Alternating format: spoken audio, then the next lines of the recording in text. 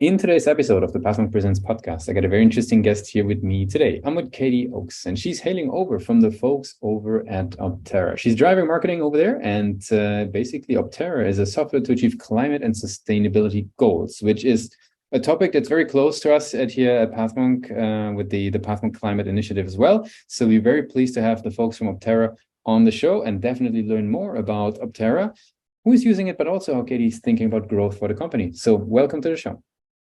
Thank you so much, Lucas. Happy to be here. Sure. Yeah. So maybe give people like a quick overview. What is Optera all about in your own words? Sure. Yeah. So as you mentioned, Optera is a software provider. We work with a lot of the world's largest organizations and corporations to help them take action against climate change.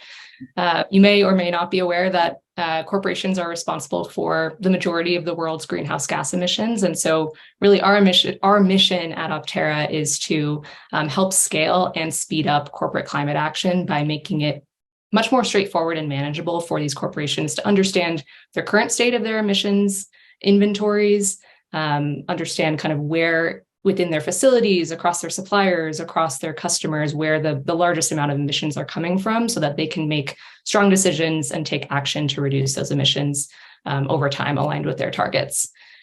Optera actually has been around for a fairly long time. We started as a boutique consulting firm back in 2006 called Point 380. And so we have a lot of background working with these large corporations and helping them kind of dig into their problems. Around 2016 is when we started shifting to software. That's really when we started to realize that in order for these large companies to take action, track the results of that action, and really make sense of a lot of complex data sets that couldn't all live just in Excel. So that's really when we started building out more of a software tool. That makes a lot of sense. Now, if you would describe like a typical customer, like what would be sort of, a poster child customer that, benefits most from Optera?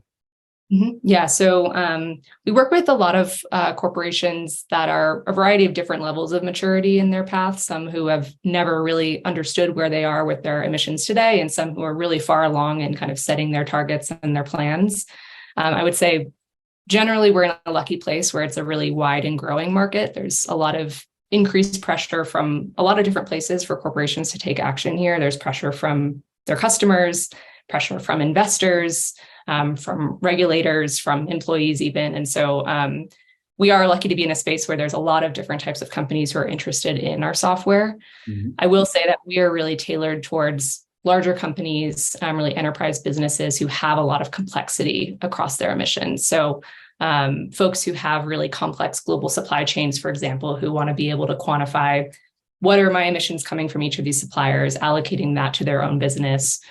Folks who, really have a ton of facilities, think about manufacturing, retail, folks that, have a lot of complexity that they need to manage. That's really where we sit best. That makes a lot of sense. And now, who would typically be the champion within those organizations? Is there like certain roles that are carved out that actually, spot Optera and bring it into their organizations? Who would that typically be? Yeah, this is actually a changing space as well. I would say a lot of large corporations do have dedicated sustainability teams. So they might have a chief sustainability officer, or at the very least, a team that sits within HR or somewhere else within the org that is dedicated to environmental sustainability. And so typically our champion would be sort of the person on that team who is responsible for carbon emissions and greenhouse gas emissions for their company. That said, with a lot of new regulations and investor interest in this area, we're starting to see a lot more folks from both finance and legal coming into the conversation as well. And so I expect that as the motivation starts to come from a lot more different angles, more folks will become involved in the sort of buying decision. Very, very good. So now, what would you say? How do they learn about you guys? Like, what's their journey looking like? Mm-hmm. Yeah, so we're actually pretty early on in our kind of marketing and sales engines at Optera. We've been in a really lucky space where most of our business up until this point has come from referrals.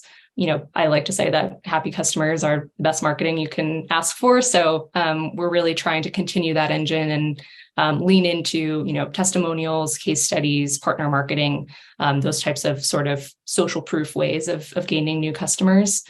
But that said, we also are starting to lean more into additional marketing and sales motions so that we can make that acquisition more repeatable and sustainable over time. And so some of the things that we're starting to test on our end include account-based marketing, working to target specific enterprise businesses that we think would be a really good fit for our software. We're also leaning a bit into events, both in person and virtual, because we know that's really a key way that a lot of our stakeholders and potential customers learn about the space and stay up to date on regulations and stay up to date on the changing landscape. And then finally, we're starting to lean more into content marketing and PR as well. So we have a variety of different places where we're starting to really lean into and focus on the marketing side. Awesome. Very good. Then I would say now would love to talk a little bit about the website. Like, what role does the website play in your we're talking a little bit about you guys working on redesigning, reshaping about it as well. Like, what's your take on it? Yeah, so I think today's state, the website very much functions as sort of a I would say like an online brochure about our products. It's fairly straightforward today, has some basic information about our product suite. I think it's really well designed for people who come in knowing exactly what they're looking for, and they can kind of, browse our pages, really understand what it is that we provide. And then there's, of course, the contact us form that they can fill in to sign up for a demo. I would say a secondary goal that our website accomplishes today is really employer branding. So as a growing company, we've been doing a lot of hiring, and there's quite a lot of interest in joining the climate tech industry from potential employees, especially the way that the tech ecosystem is shaking out right now. And so we've also sort of secondarily focused our website on not just telling the story of our products, but also telling the story of Optera as a team and as a company and a place to work. So I would say those are kind of the main focuses of the website today. I will say that we are in the middle of overhauling our website. We've just launched an updated brand and like new look and feel, which is sort of accomplished on our website today, but we're working with our agency to really bring it to life more fully on the new website and really start to transition it not just from a sort of online brochure focus, but a place where people can go to get thought leadership, education, learn a lot more about the space if they don't know exactly what they're looking for yet. That makes sense. And as a marketer, how do you think about it from sort of like a growth perspective? Like, what role do you see the website playing for, growth of the company? Yeah, I see the website as really being the first full interaction that a customer will have with us. I mean, of course, as we are running advertisements and leaning into some of these external channels as well, they might get a glimpse of who we are, but we really expect that most folks will carry that through to check out our website as the first time that they're sort of purposefully looking into us and trying to understand who we are. So I think it's really important for the website to put a great first foot forward, be very clear about what it is that we offer, and offer sort of validation that we know what we're talking about, we're experts in this space, and that we can help them not just with our product, but also in the content that we provide there. Yep, makes a whole lot of sense. Very cool. Now I'd like to switch gears a little bit and talk a little bit about your journey as a marketer. Like, first, I'm curious if we're talking about like a typical day of yours, right? Like, how does that look like today? You've been for the longest with Spotify, right? If I'm not mistaken, and now probably a day looks a little bit different. What's a typical day at your role? Is there a typical day in marketing? I'm not sure. Very true. You're right. So yeah, before joining Optera, I worked at Spotify for 4.5 years, and I was focused on product marketing there. And so I was really embedded in, working closely with the product team to make sure that what we were building aligned with the market needs. And then ultimately, when we had new products to launch, that we were positioning that in such a way that it resonated with our target audience and, worked with the rest of the marketing team to bring those stories to life. Joining Optera, it's a much smaller organization. And so I was the first marketing hire and really kind of set out to build the marketing strategy from scratch. So absolutely, the day looks completely different.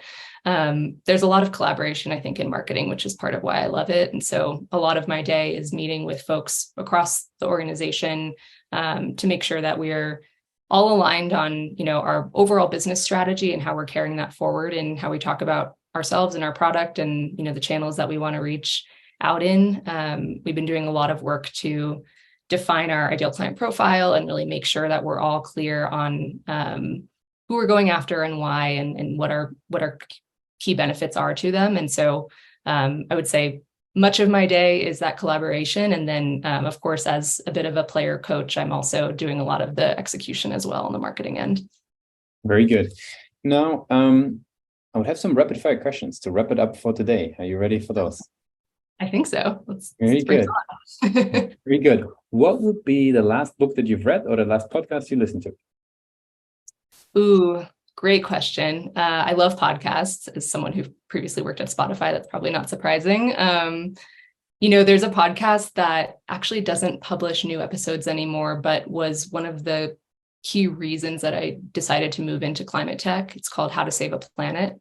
I highly recommend it because for anyone who's, often reading up in the climate change space, it can be sometimes a overwhelming and depressing topic. And I think How to Save a Planet does a really good job outlining concrete solutions that exist now. And it's really inspiring to learn about people who are dedicating their energy into this space and all the different solutions that are out there. So I revisit that podcast quite a lot to remind myself of all the great work that's already happening. Very good. Now, what would you say would be the one main focus of Optera at the moment? What's the one main thing that you guys focus on?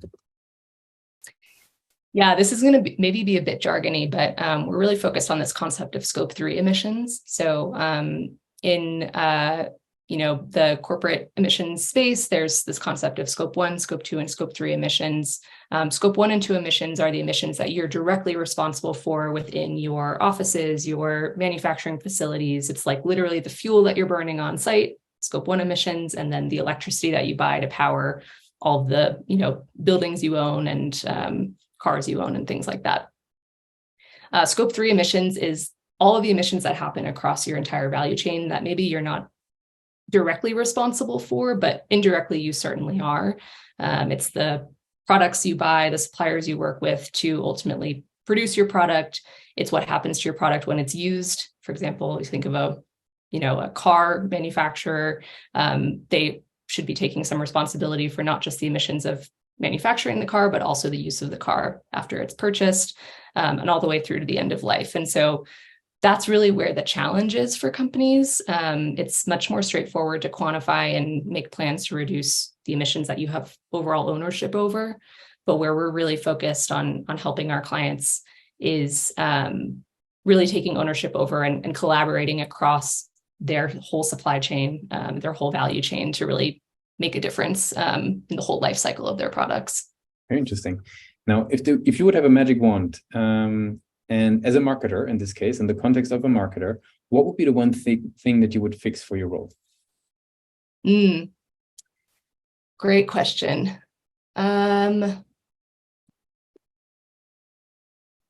Is it obvious to just always say more people on my team? We've actually been, growing as a team, and I'm excited to continue growing this year. But I think as someone who's really starting a team from scratch, it's exciting to be able to hire not just additional people to get the work done, but people who have differing skill sets from mine, so we can really round out our entire kind of marketing function. So bit of a magic wand, but also something that's in the works. Very cool. And as a very last question, I'd like to ask you for, once you started your journey into climate tech, what would be the one advice, for other marketers that are going into that direction? What's the one advice you would give yourself for that journey? Well, one thing I would just say is that it's a really exciting space to join, and a really exciting time to join it. And there's a lot of opportunity out there. I think the biggest advice that I give if you're transitioning from a different industry into the climate tech space is to spend some time really thinking about how your skill set can be transferable. So for example, my background before working at Optera was in, marketing technology, specifically measurement technologies in the marketing and advertising space. And so being able to understand that my experience working with large data products, measurement products, while applied to a different problem space, was really transferable in coming to a place like Optera, where we're still solving similar measurement challenges for corporations, just in a sort of different industry. So I would spend some time thinking about where that overlap exists, and also learning about all the different solutions that do exist in this space, because you'll likely find something that fits well with your background. Very cool. Very cool. I really appreciate you took the time with us today to be guest on Pathwing Presents. And I want to give you the very last word. If somebody would be forgetting all that we discussed about Optera, what's the one single thing they should remember?